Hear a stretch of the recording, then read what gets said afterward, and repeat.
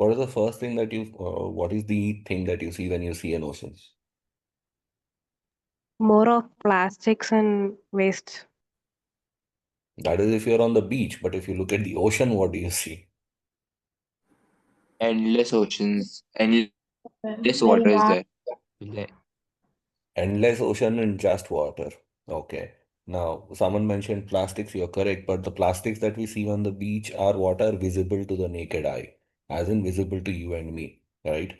Can you see the air around us? In general, do you know what is part of the air around us? Unless it is polluted and you see it like a fog or a smog. Do you see what is in the air? No, sir. No, sir. So similarly, when you look at the ocean, there's a lot of things happening underneath it. While we see water, right? There's lots of stuff happening within that, and we don't have a clue as to what is going on, unless you really want to study that. Now, protecting that environment, okay, around the ocean, and making sure that in the process, we are not harming the both the ocean as its own ecosystem and not having an impact on people who are dependent on the ocean for a living. What do I mean by that? People who are dependent on the ocean for a living. Give me one, two examples of how that works out.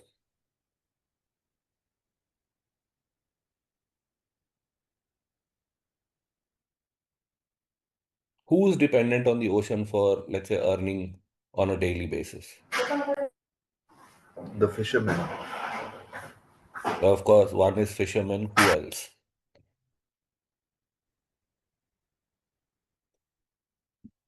Some answers coming in the chat, Kirti. I think Oh, somebody okay. I said can't. tourism, Okay, merchant tourism is one. navy, tourism Yeah, industry. tourism. Okay, merchant navy. Yes. What else?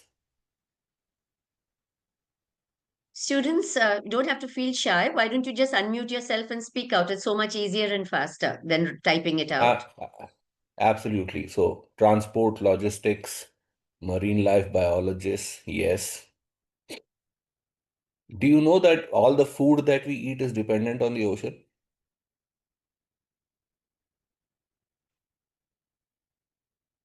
If there were no oceans, we wouldn't have food to eat.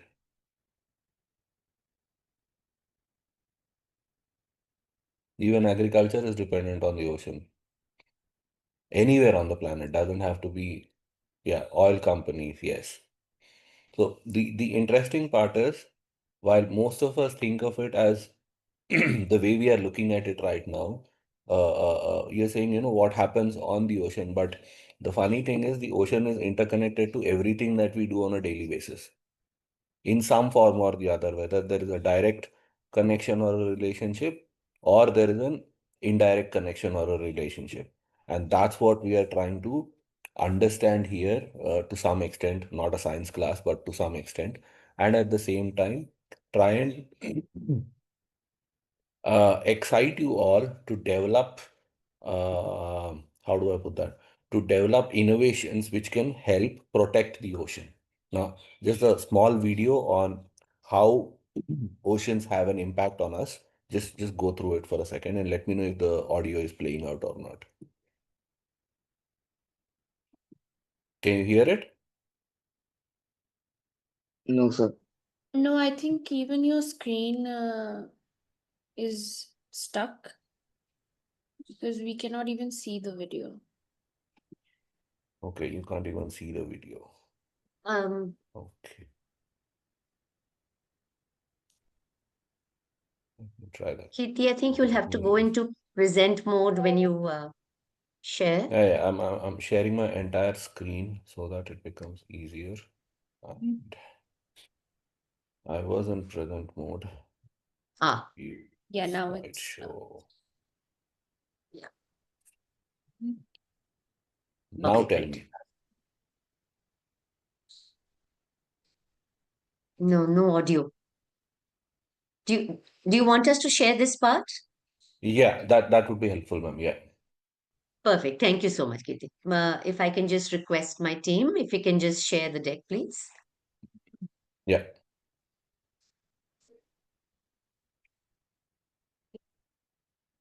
Yeah, is it visible? Yeah.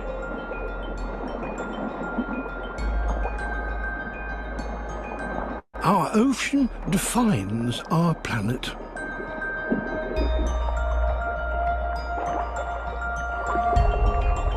It sustains us and is home to more than half of all life on Earth today.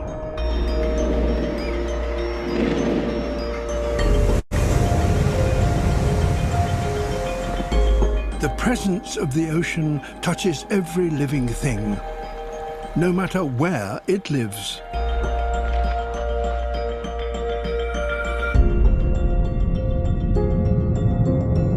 The air we breathe and the water we consume are ultimately linked to the seas. The ocean drives our weather and stabilizes our climate.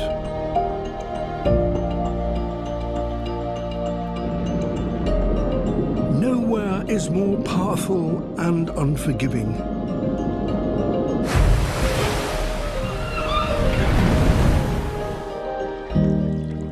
Yet more beautiful and endlessly fascinating.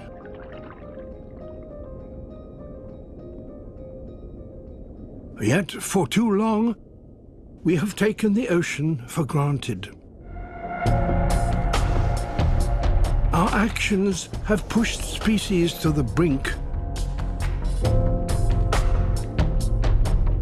and had an impact on every ocean habitat, no matter how remote or how deep. We haven't understood what the ocean does for us. The effects of climate change have been softened by the ocean. But now we are facing the consequences. The seas are warming, rising, and becoming more acidic. It's a sobering thought that coral reefs may be lost within the next century. We all need a healthy ocean, so we must change our ways. Together with the right management, we can repopulate the seas. We can reduce marine pollution and minimize the impact of ocean acidification. The ocean's power of regeneration is remarkable if we just offer it the chance. It's not too late. We are in reach of a whole new relationship with the ocean, a wiser, more sustainable relationship.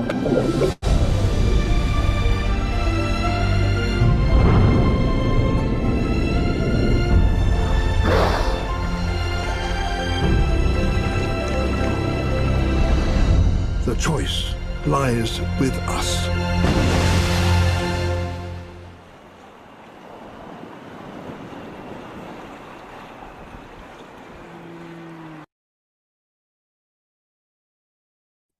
Cool. If I can go back, if you stop sharing, I'll go back to what I was doing, just in case there's a problem. Thanks. Yeah. Okay, done. so in this video, what have we learned in this video?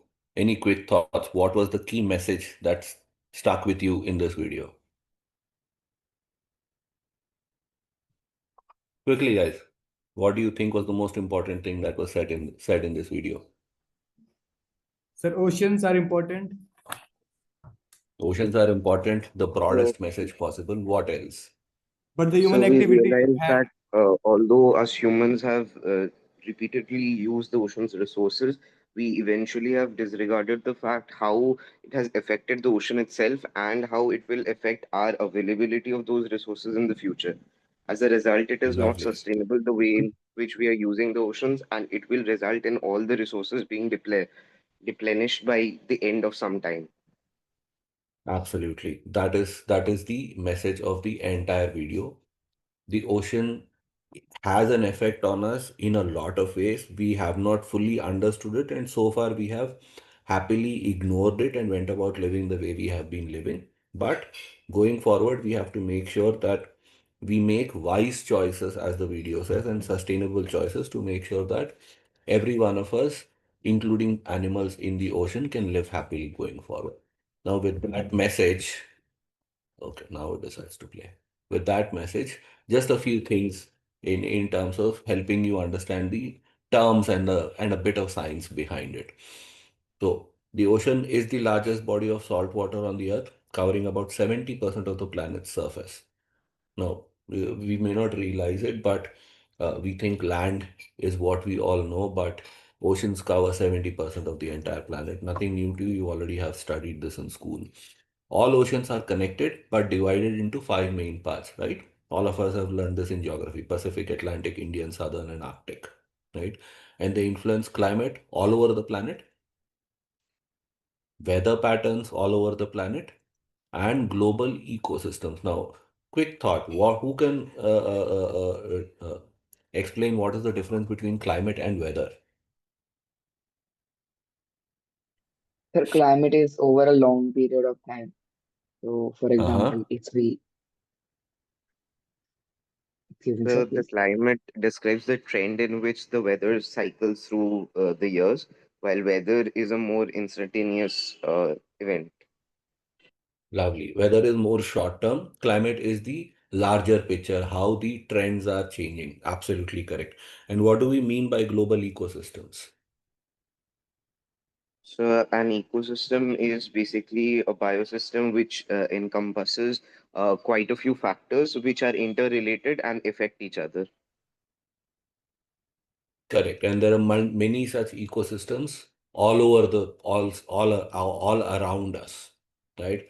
Agriculture is an ecosystem. Industry is a, well, different kind of an ecosystem, but still an ecosystem. There are a lot of biological ecosystems. Forests are ecosystems. There are a lot of water ecosystems, which is rivers and lakes that we see. So lots of ecosystems around are also affected by the planet. Now, what is the difference between an ocean and a sea?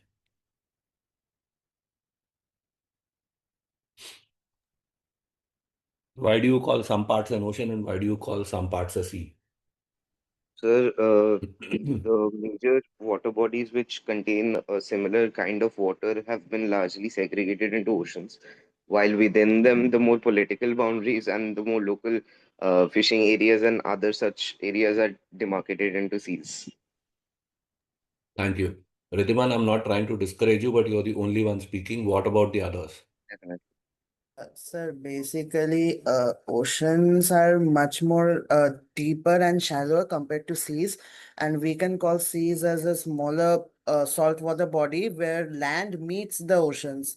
So basically, we can say that seas are a continuations of oceans or vice versa, but seas are much more shallower than oceans. So that's why fishing, whenever it's done, they are preferred to be done on in the sea rather than the oceans, though ocean fishing is also done. Lovely. Any other thoughts? Oceans are far more deeper and not necessarily accessible to land. Seas are shallower than oceans. Yes, the depth is lower and it is surrounded by land usually. So whether it's the Arabian Sea or the Bay of Bengal that we are aware of, or the Mediterranean Sea or the Mediterranean Sea or the Coral Sea in different parts of the world. Now, but the fact is, all of them are interconnected. They are not separate entities. And the key thing to remember there is these are saltwater bodies. Okay. Then, what are rivers, lakes, and streams then? Sir, can you repeat the question? So, how do rivers, lakes, and streams come into this picture?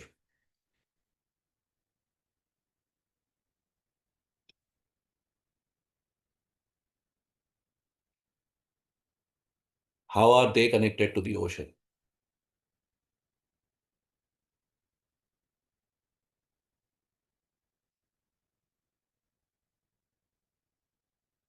Sir, Where can do you all answer? rivers? So Yeah, go on.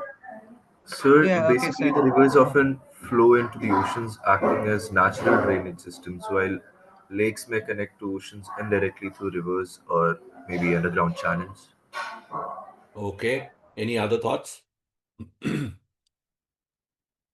Mm.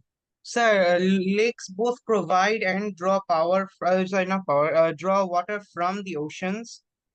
Lakes connect to the oceans and through fresh water, and therefore lakes and rivers are some of the only sources of fresh water, available fresh water we have. Technically, there are also glaciers, but those are not reliable and not easily acquirable either. Okay. So both of you are correct, but a bit of concern in how you have described it. First thing is all rivers, lakes, and streams are fresh water, which means we can consume the water.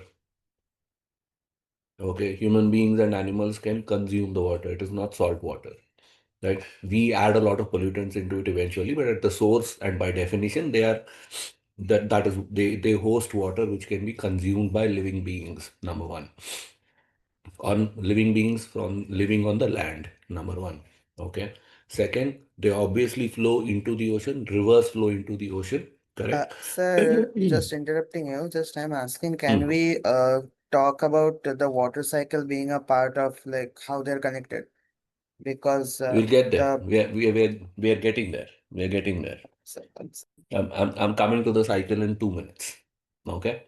Now, so there is a reason why I'm describing this distinction because this will help you think through the kind of ideas that you can bring to the table, innovations that you can bring to the table. Okay. Very simply, just to kind of put a point in place for you guys to keep in mind. One, these are freshwater bodies. Two, a lot of rivers flow into the ocean eventually in some form or the other, but the source of the river is usually a glacier or a depending upon the source, it could either be rainwater fed or it could be a glacier. Now, what happens because of climate change? If rain goes down, the rainwater fed rivers can start drying up. That becomes a problem. Or if temperature starts increasing, global temperature, global warming happens, glaciers start melting, which will feed more water into the river than previously fed, which will cause floods.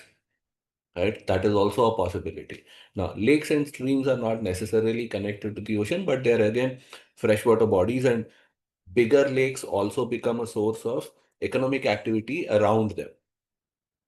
Right? So people could fish in big lakes. People could set up, tourist hubs in near big lakes, the way we have done in Nainital or in some other places in India. That is why these aspects of water bodies also become important for us to know in the context of the blue economy that is of interest to us. Now, I just mentioned glaciers. What are glaciers? Where do glaciers exist? And what are they? Sir, glaciers are ice mass. It's actually formed from, if I'm not mistaken, from where I've read, it's formed from snow.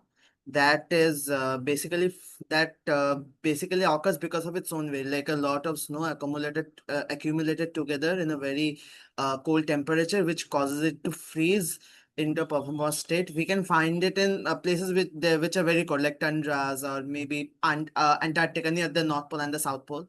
So these are like stores of fresh water, and yes, also in the Himalayas because many of the glaciers are the sources for rivers like Yamunotri for Yamuna and all of that. And glaciers, can only because of its weight, only a part of the glacier can be seen above, while the majority of the portion is below the surface.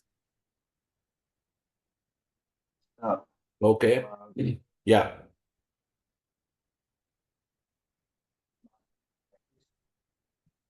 Interesting. There's a bit of correction I'd like to make on the from a science side of it, but any other thoughts?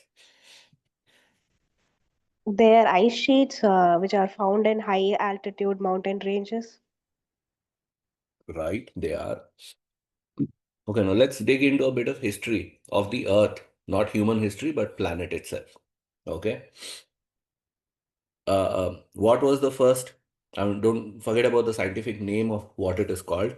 How do you think the Earth formed? Number one. Any thoughts? Big Bang Theory. Very good. What did the Big Bang do?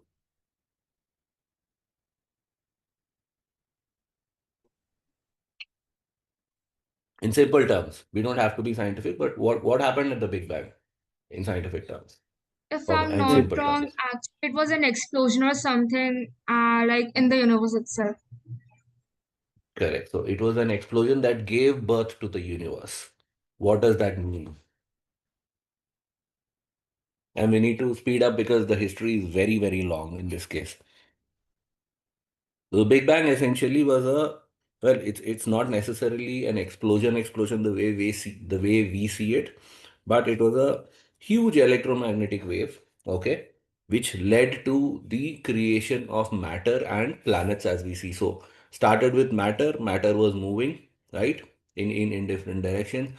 Then some matter started consolidating into a form, okay, and that's how the stars and the planets were also formed. Okay. Now shorten the cycle and come to that planet that we live on, Earth. Okay. On day zero, Earth was a hot ball of fire. On the very first day it was formed. It's just fire everywhere. Very hot. Why? Because material had been moving through space, right? At incredible speeds.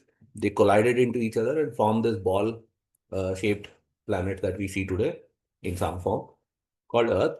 And since they were moving that fast in space, they ended up colliding with each other. And obviously, because of that, a lot of heat was generated. So on day zero, the planet was a hot ball. Okay. Eventually, it started cooling down. And when it started cooling down, because of what was present in the matter that had collided to form this planet, water started appearing. Now, why do I make that statement? What is the first thing that we look for either on the moon or on Mars?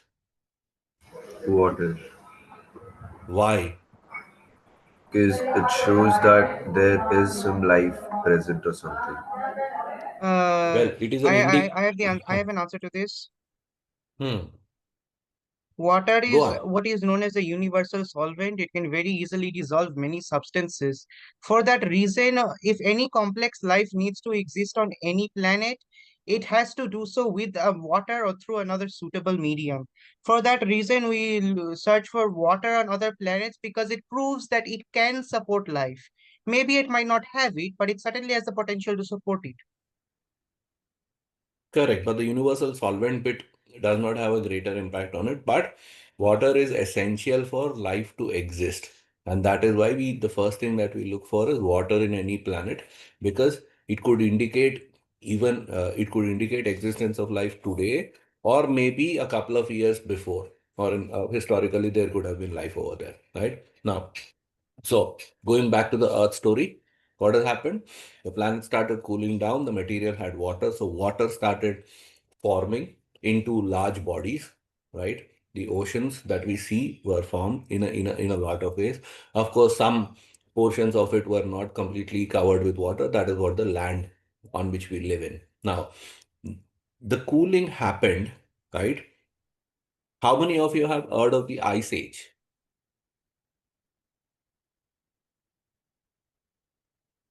In Earth's history, there is a specific period called the Ice Age. Yes, sir. How many people? Okay, what is that?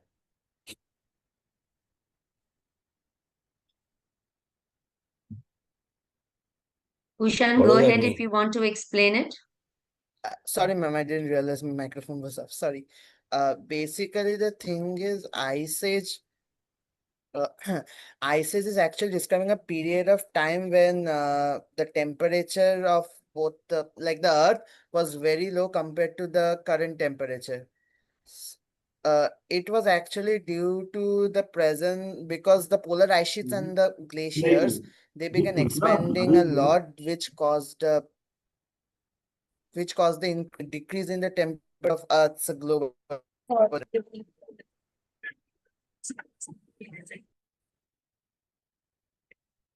Okay. Any other thoughts on what the Ice Age was? Sir, this is M. Anirudh here. I think Yeah.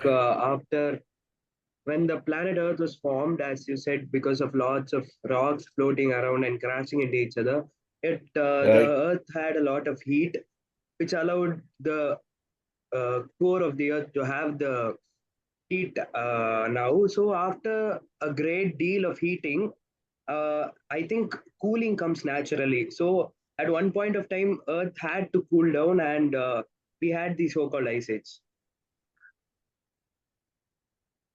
Okay. So let me again try and explain it in the way I understand it in simpler terms. The earth started cooling, there was water available in the material that crashed. So water started coming out, forming oceans and water bodies, right? But the temperature started falling further, and that's where a significant portion of earth was covered with ice. A very significant portion, not as much as we see today, but a large chunk.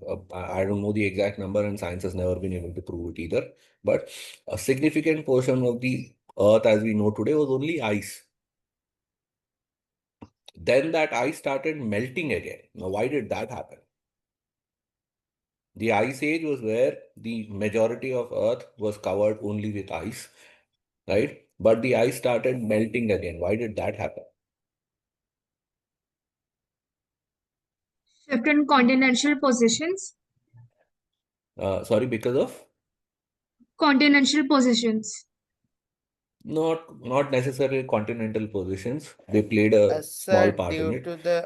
due to the increase in the Earth's temperature, due to volcanic eruptions and similar processes, which increase the temperature of the atmosphere and released carbon dioxide and all the greenhouse gases in the air, which trapped the heat, like what we're experiencing now in global warming. It caused created that kind of an effect, which caused the melting of all the glaciers and the ice, which were there during the ice age. Lovely. The only thing that you missed out on is the Ice Age was also responsible for the growth of a lot of life, both on land and under the water. And that life also contributed to greenhouse gas emissions. And that's why the planet started warming up again and the ice slowly started melting. So, what the Earth that we see today is a a result of that melting ice, where some portions the ice melted, creating an ocean. Some portions it did not melt, where we see glaciers in the Arctic and in the Antarctic, right? And some portions the land itself was so high, the land mass was higher than the mean sea level that we call it today. We call it as the mean sea level, which is the level from which the water actually begins on an average around the planet. So with the land mass that was higher than the mean sea level is what we see as land and continents today. And then, of course, as somebody was mentioning, there was movement of continental plates, and a lot of shebang happened that also generated heat, which contributed to the melting of the ice. Now, the first thing that this entire history lesson teaches us is ice melts because of activity of living beings. Greenhouse gas emissions, somebody mentioned. Or what are greenhouse gases?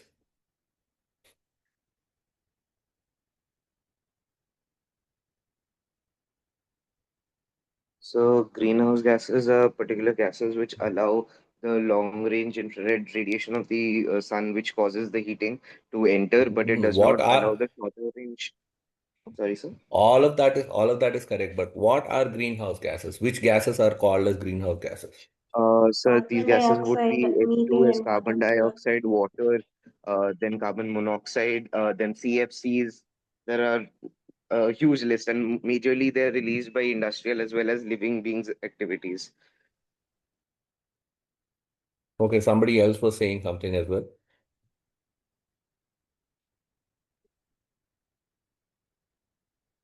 Okay, so majorly gases that are released by human activity or living being activity added with a couple of pollutants that we have created in the past 200 years because of industrialization are called greenhouse gases. Now, this history lesson teaches us only one thing, that activity has actually started causing, is known to have caused warming of the planet.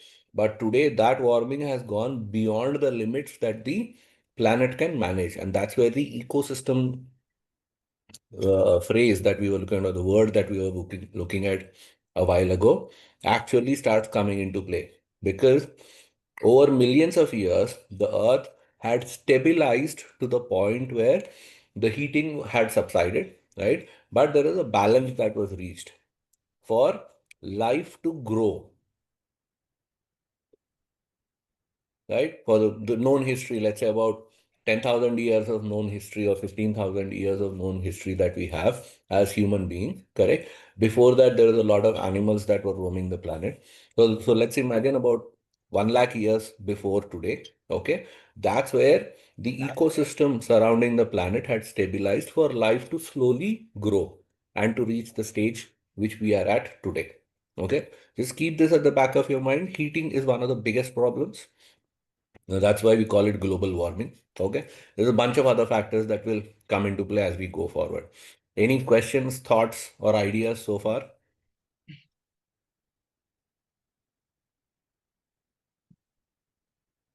Okay, let's move on. Sir, So, yeah. you mentioned that the heating is a danger to humanity because it causes the sea levels to rise. What sort of Hmm. effects could that have? We'll come to that in a second. Okay, sir. I would just like to point out, I think your video is stuck. I don't know, it's only for me or for everybody. It's stuck in the Now, I've been My, ocean my. talking. and us. Yeah, Is it so my video? I just changed the slide. So I've been talking on while I was talking, the glacier slide was on. Now I've moved to why are oceans important? Do you see that? No, Oh, Kirti, it's still on the video slide. yeah, Oh, yeah. okay. Yes, That sir. is surprising. Ma'am, then I think you guys should do it because for some strange reason my laptop doesn't want to do this. Okay, sure, no worries at all. Yeah. We'll have, yeah, so I think we can move on from here.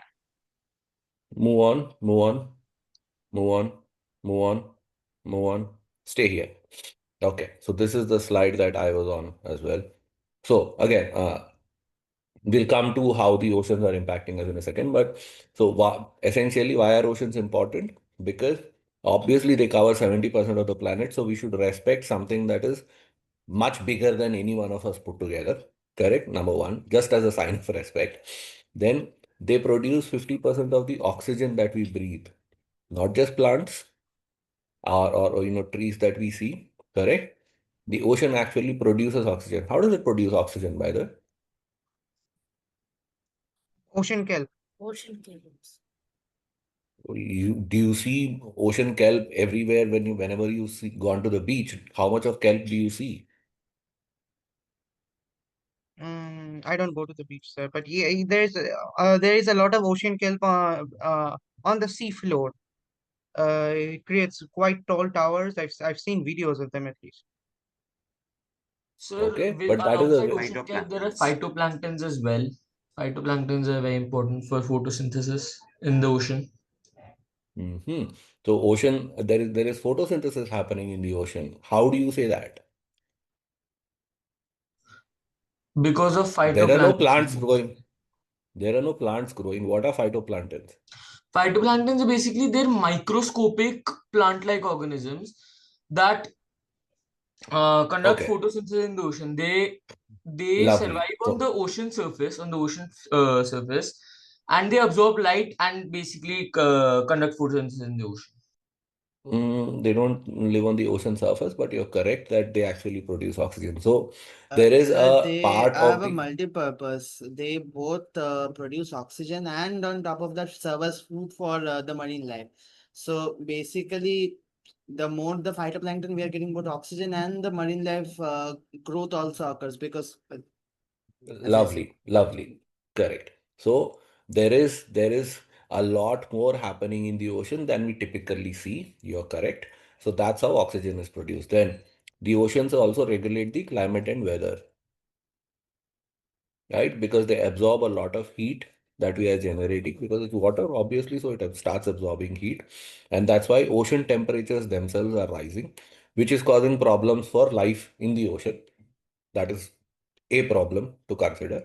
But at the same time, that absorption is helping us regulate temperature all over the planet as well. But we are currently at a stage where even that is not helping us. That's the problem that we are trying to address. And of course, they provide a lot of support for food, both from the ocean or the sea in itself. And as we were discussing, because oceans are responsible for weather patterns and, sorry, climate patterns and rainfall and everything, even on land, a lot of food that we eat, jobs that we do, and global trade routes obviously are dependent on the ocean in itself. Can we move on to the next slide, please? Right.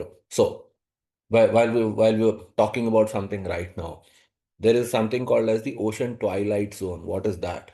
Any thoughts?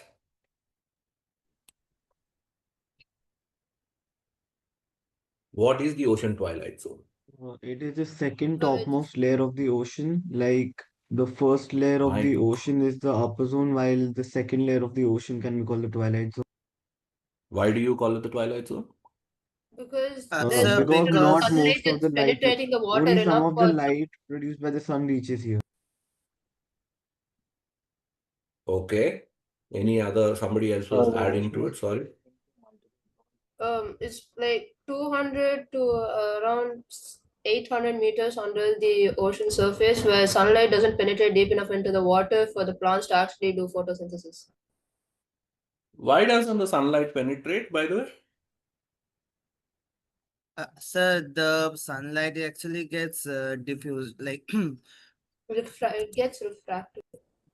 it's refracted, and the thing is that because the sunlight gets diffused with the ocean, like if you see, this is the reason why whenever we think about ocean bed plantations, they majorly occur in seas and reefs, like like nearby to the shores where the water is shallow enough for the sunlight to actually reach the seabed. In oceans, if you go deep beneath the oceans to the ocean beds, you will not find any kind of plantations there because, as they said, no, not sunlight doesn't reach there for photosynthesis to occur. Are you sure? There are Uh, plants no, there, but there they are don't. plants. I mean, the majorly the ones which use photosynthesis for sustaining. I'm not saying like no plants are there. Sorry, let me rephrase my sentence. No plants are no. Some of the plants, like coral What is reefs and what is the visible spectrum of sunlight?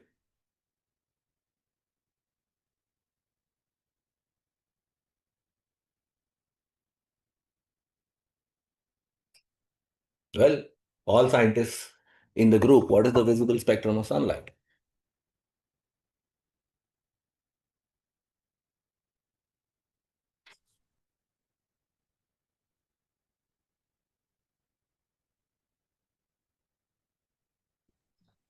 The visible spectrum of sunlight is VYPGOR, VYPGOR, all the seven colors of the rainbow that we know. Because it's sunlight, they usually clump together as polychromatic white light, which is why we don't often perceive them. Correct. So the fact of the matter is, if you really try and understand the science, right?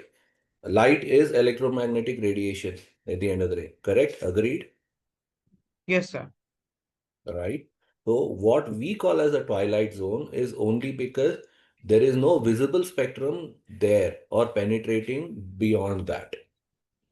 There is other electromagnetic radiation that is penetrating beyond that. You and me can't see it when we shoot. But there are animals or life that actually can perceive that and still live on that. Am I making sense? Yes, sir. Right. So let's look at the next slide, please. Yeah, play the video.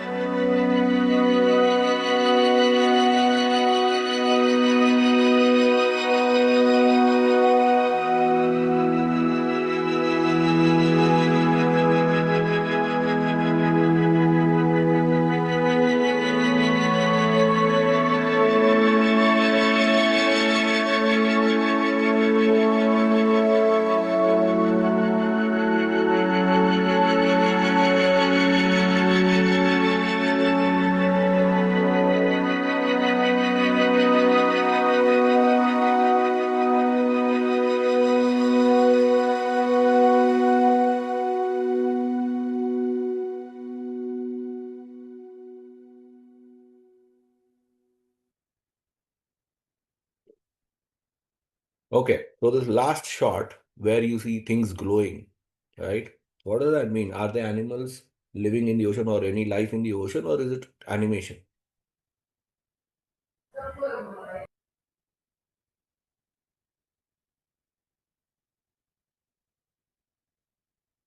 Living undiscovered species under the ocean. Correct. And a lot of them glow. Why? Yeah, uh, maybe the reason because light doesn't reach there for, and they do need light for their vision. You think they're battery operated to glow in the dark? No. So why do they glow? No, Bioluminescence. Sorry? Uh, Bioluminescence is the production. Bioluminescence. Yeah. Lovely. Huh. The Go on, explain organisms what beneath the ocean can produce light by conducting chemical reactions within themselves. For example, some types of plankton, I forgot the exact species, but some types of plankton can also essentially glow in the dark or glow underwater. Correct. It is not that it is producing its own light. It is actually reflecting whatever energy it is receiving in the visible spectrum. That is why you and me can see it. To produce light, you need something like a reaction like what is happening at the sun. Yes. You understand the difference now? Why we were Yes, talking sir. about visible spectrum. Yeah? Yes. Okay. So let's move on to the next slide, please. So, what is another name for the twilight zone? Mesopelagic. Mesopelagic. Mesopelagic zone. Who can explain what that means?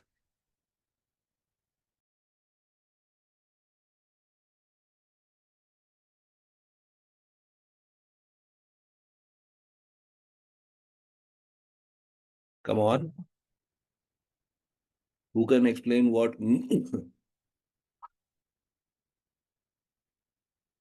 Sorry. Who can explain what meso stands for and what pelagic means?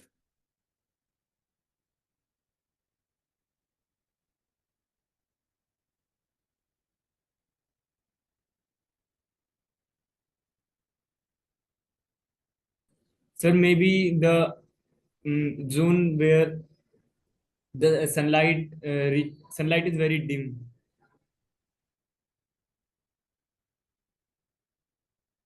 No, I'm asking you to explain what mesopelagic means. I know what it represents, but what does mesopelagic mean? Face value, you could say it's the middle of open ocean because meso is middle and pelagic refers to open ocean. Okay. So mesopelagic is, have you ever heard of these three things, micro, macro, and meso?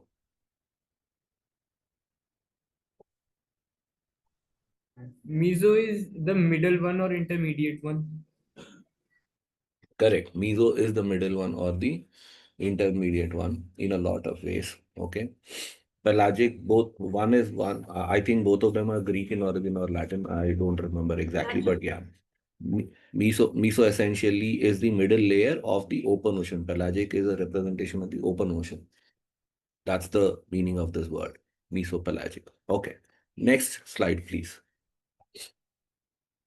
Now, something that someone was mentioning. What is the answer to this question? Bioluminescence. So, who can explain what bioluminescence means?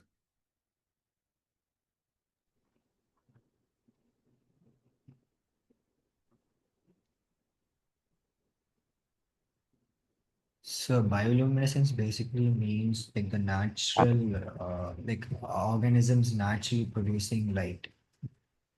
It's through a process of a chemical reaction. The ability of organisms to It is a conduct chemical reactions production within of themselves emission to of light by produce the some sort of illumination of their body structures. that is Okay, there was produce some other light. there was some other definition coming. And emission.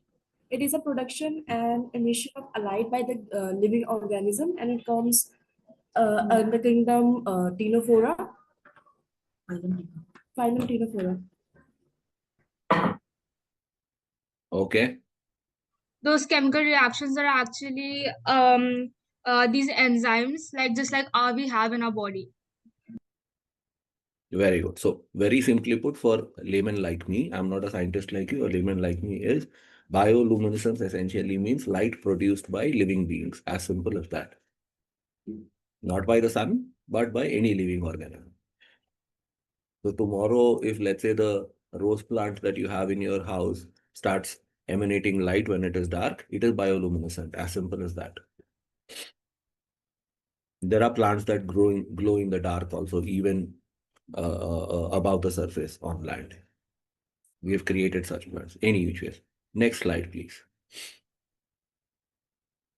Okay, so quick definition of what essentially is blue economy. Now, all of what we are seeing just now is the substrata essentially, or something below the foundation for what we call as the blue economy. Just to give you a sense of what all go into this conversation of blue economy. But what is blue economy? There's a bunch of definitions on the slide. But again, explain in your own terms what blue economy means. What is your interpretation of blue economy? The blue economy is a sustainable use of ocean and sea resources for economic growth, improved livelihood and jobs, Don't while paraphrase preserving the what is health. written on the slide. Don't paraphrase what is written on the slide. Tell me in simple terms so that a 3-year-old can understand what is blue economy.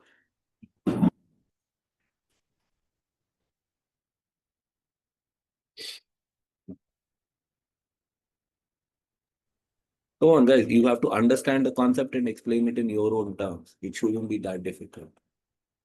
Investments through oceans to the economy. Investment through ocean to the economy. Okay, that's an interesting way of looking at it. Any other thoughts?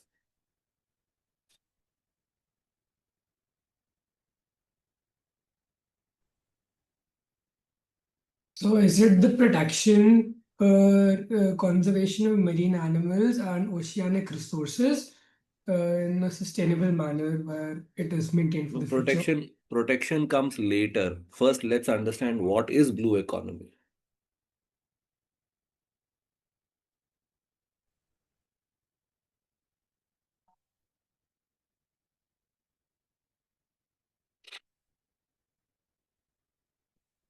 Very So simply maybe put, it's again. Hmm. so so maybe it's Go on. the so Yash.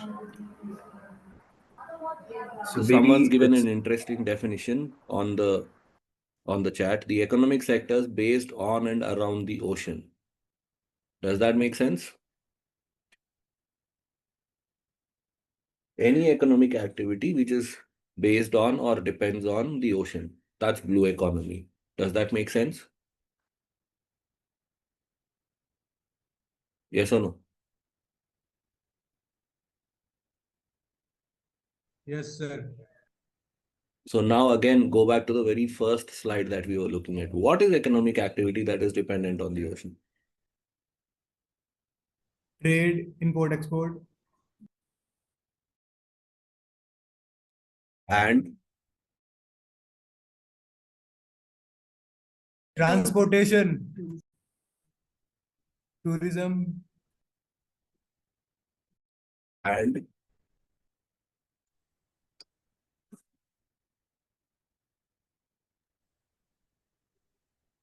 Extraction of minerals, energy. lovely extraction of minerals. Anything else? So to kind of extend that thought of economic activity, any economic activity directly dependent on the ocean becomes part of the blue economy. But in from a different perspective, almost all economic activity is indirectly also dependent on the ocean. In fact, life is dependent on the ocean. So activities by human beings are also dependent on the ocean indirectly, not directly though. But every economic activity that is directly related to the ocean, whether it's shipping, whether it's fishing, whether it's oil and other natural resource mining, all of these are directly dependent or happen in the ocean. So that generally constitute part of the blue economy, and lives of people or livelihoods of people who are dependent on the ocean for earning their livelihood, whether it's fishermen or let's say tourism in coastal regions, right? All of that also becomes part of the blue economy. Is that making sense? Excuse me, sir. Yeah.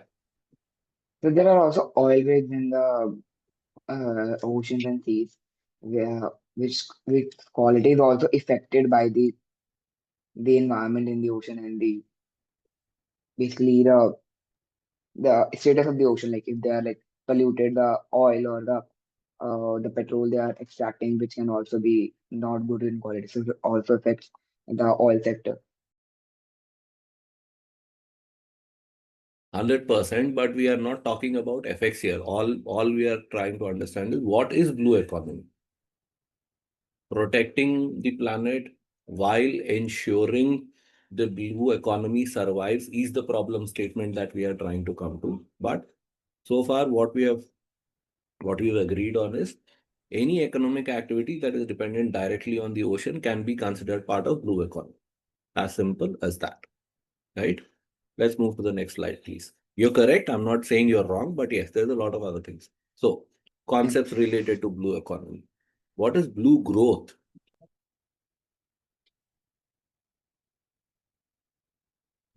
Sir, I can hazard a guess. Blue growth is the growth of industries which are associated with the blue economy. Yes, correct. Okay. Any other thoughts around blue economy?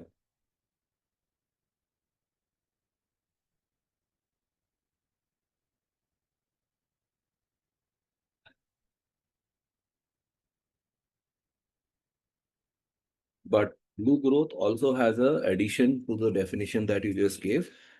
It is also about protecting the economy, which is dependent on the ocean. So protecting blue economy while growing is called, sorry, protecting the ocean while growing the blue economy is called blue growth. That's the interpretation that is relevant here. Then, of course, there's maritime economy. And what is maritime economy?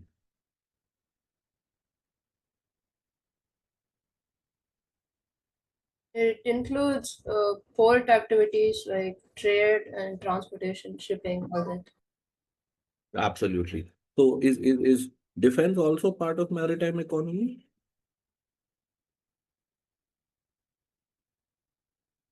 Yes. Sorry, sir. You said defense? Yeah, is defense also part Defense. of maritime economy? I suppose not, sir. Defense would not be a part of maritime economy. Why not? So I suppose because the maritime economy usually uses the resources of the ocean. Now, defense is probably where the money is being spent, and maybe not where it is like a trade. It's not a trade. There is not an exchange of that economy. Not necessary. So But Sir, maritime can I defense economy, counter does his point? protect. Sir, can I go on. counter his Yeah. point? Yeah, so Yeah, the yeah, thing go is, on. I think marine defense is a part of marine economy, because if you look at it through this angle, marine economies are protected due to the defense. Every country has their special economic zone, and the navies are or coastal guards. They are in charge of protecting those economic zones. And on top of that, the shipbuilding technology and the services used in the marine economy, they were actually most of the time first tested out by the defense people, the navies, before they were applied in the marine economy. So they use a lot of Lovely. equipment which were previously used, like GPS. I mean, GPS is universal, but GPS was a military thing before it became public. Great. Any other thoughts?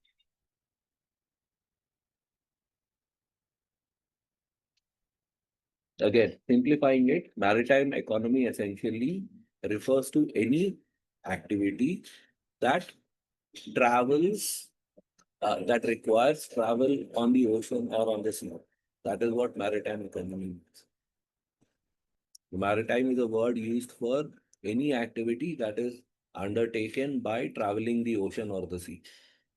So it could be defense, it could be transportation, it could be cruise liners, and the entire industry around Could be that. All of commercial. that become part of the maritime economy.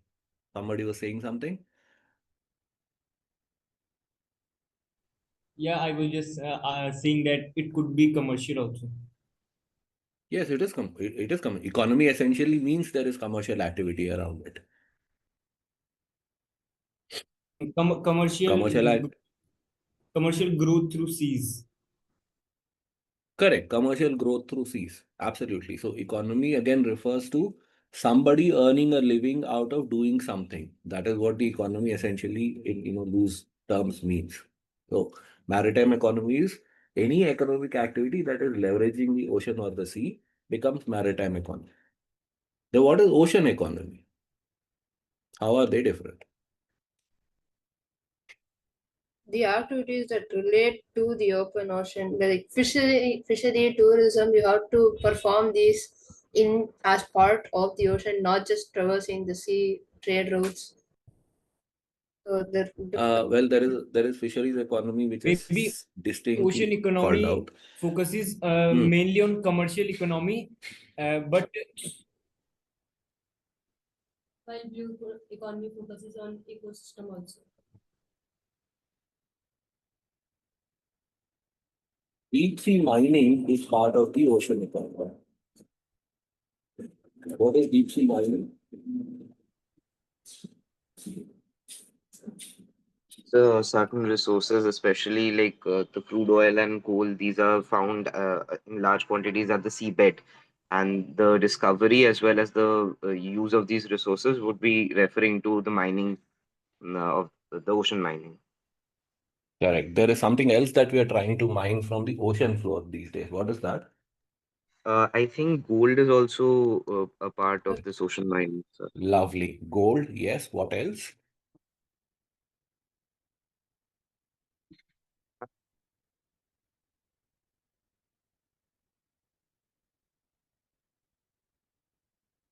Copper and nickel, I think. Someone has put magnesium in the chat. Magnesium, yes. So what we call as rare earths, which are used in, what are rare earths used in?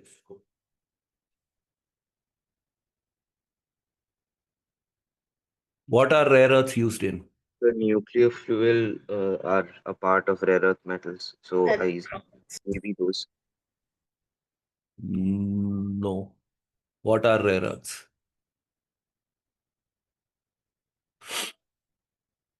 Well, there's a lot of elements which are called rare earths, but where are they used? Automobiles, electric automobiles. electronics. Electronics, batteries, all of these use a lot of rare earths, solar, PV cells. So there's also a proposition of deep sea mining or deep ocean mining for extracting rare earths. Wind Oil, of course, has turbines. been tradition. Sorry? Wind turbines. Yes. Well, wind turbines are part of blue economy in general, which is generating energy using the wind that is there on the ocean floor. You can also take the example of people trying to generate energy using ocean waves, tidal waves as well. Then there are some technologies trying to harness the heat from the bottom of the ocean to generate electricity. That is also there. Very limited, but experiments are going on. So that's broadly the economic activity, and fisheries is pretty straightforward. Let's not worry about that. Let's move on to the next slide, please. So essentially what we are saying here is there is a lot of economic activity that is dependent on the ocean in a lot of ways, in different forms. Okay. So What is blue entrepreneurship then? Creating economically viable businesses around surrounding the blue economy so that it's sustainably active. Oh my God, economically viable businesses, sustainably doing all of that is too much for me to understand. Can someone simplify it, please? I guess it would be innovative products which are using these resources in a way that they can, which is sustainable, and it may be a different aspect than what is currently in process. So this would help us work in a better way with the and safeguard our oceans. Okay, much more simpler terms. Anybody wants to take a shot at that? Again, They are I'm a basically 3-year-old, okay? social. Please explain to me that way. They are basically social entrepreneurs who are concerned about the ocean or seas and come up with solutions for protecting or like that. Okay. Any It is other thought? actually creating businesses which are environmentally responsible and profitable, and they actually ensures healthy aquatic ecosystem. Very good. I think that was the simplest definition that I've come across so far. Creating profitable businesses, but also responsible businesses. As simple as that. Which, of course, depend on the ocean in one form or the other. That's why it is blue. Benefiting commercial Makes from oceans while preserving the resources for future use. correct. That's what we also said. You're correct. That's what we are also saying, that you have to create profitable businesses, but also responsible businesses, which means they operate in a manner such that they do not destroy the ocean in any form. That is what blue entrepreneurship essentially means. But the business has to be profitable, of course. That's why you're an entrepreneur. You're in business to make money. And at the same time, you do not harm the ocean. That's the idea of blue entrepreneurship. Make sense? Simple terms. There can be different variations. There can be different, you start diving deep into it, there can be a lot of context that can be different for different economies. So for example, from the previous slide, when we were talking about ocean economy, let's say we talk about deep sea mining, right? Doing deep sea mining in a responsible manner would be very, very different from doing fisheries or or fishing in a responsible manner, because the way you approach the problem would be very, very different, right? Or for example, maritime economy being responsible versus fishery economy being responsible will mean different things.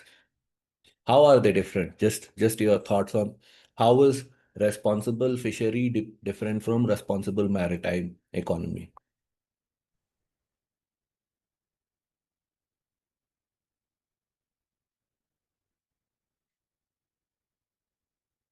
The responsible fishing would refer to basically the methods that the fishermen are using, such that the none of the species are becoming extinct through this process of repeatedly fishing the same type of species. Not they are getting harmed, because sometimes only a certain size of the fish are caught while the rest are discarded. Then the On the contrary, if we are taking mining for an example, then mining should also, instead of the processes, there should be also other innovations in terms of what the process of the mining is, so that we are not losing a lot of that resource, or we are not depleting it completely while we are using the mining process. Correct. You're not using up is correct in the fishery context, but in the deep sea mining context, it is not about depleting resources, but more about depleting resources is one part, of course, but it is more about not harming anything else in the process of mining. For example, let's say, how many of you get irritated if you are standing next to a generator? I do feel. I do. Correct. So imagine a deep sea mining essentially is like a large, there's a machine running and it's drilling and all of that. It's continuously pumping stuff and all of that. So imagine how much of sound it creates underwater. You can't hear it, of course, but the animals in the water can obviously hear it. Will that irritate them or not? For sure. Correct. So what should we do then? If we are doing deep sea mining, what should we do then?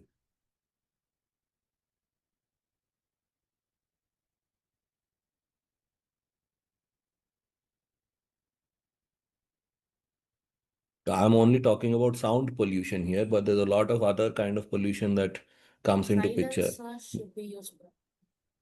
Possibly, yes, using machines which can be as silent as possible or reduce the amount of vibrations that the machine creates, because vibration translates into sound at the end of the day, undersea especially, right? Or Yes. sorry, The machines that are used, they produce a lot of heat. So that also causes correct. the temperature to be imbalanced, and a lot of the species die because of that change in temperature. Correct. In the immediate surrounding region, there is a lot of heat that is generated, and there is a harmful effect on species which are present in that surrounding. And in the process, we also leave a lot of pollution on the ocean floor. It could be metal, right? Because you have to repair that machine every now and then. So they don't bring out metal parts necessarily that they have thrown away. People just let it on the floor. Or it could be, machines for machines to operate, obviously, like, we put lubricant in the car or on our cycles. There is lubrication that can leak, that goes into the ocean floor and starts having a negative impact on the surrounding living beings.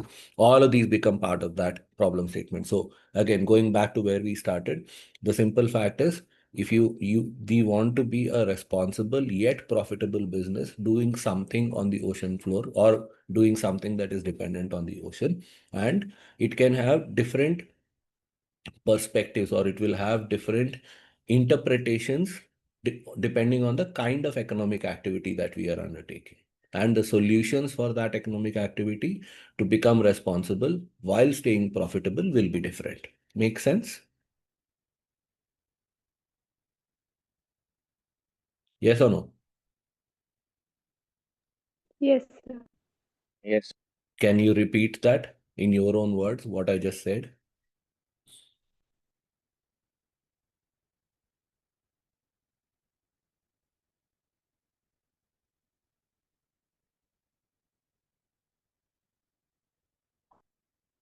Can someone repeat that in their own words, what I just said, or what we all agreed upon right now?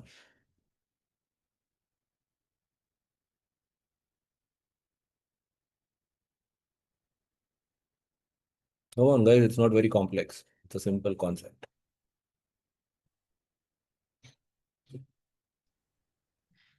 Sir, we need to ensure that the versions of maritime economy, no matter what we practice, are always environmentally sustainable and healthy for the ocean. For example, you just gave the example of a deep sea drilling.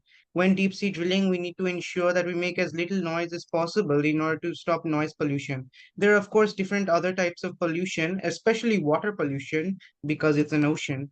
But you gave only the example of noise pollution as a starter, as a demonstration. Correct. Correct. So thank you. The simple thing that I'm trying to say is, do whatever you want in the ocean to create a profitable business, but in the process, make sure you're not negatively affecting the ocean.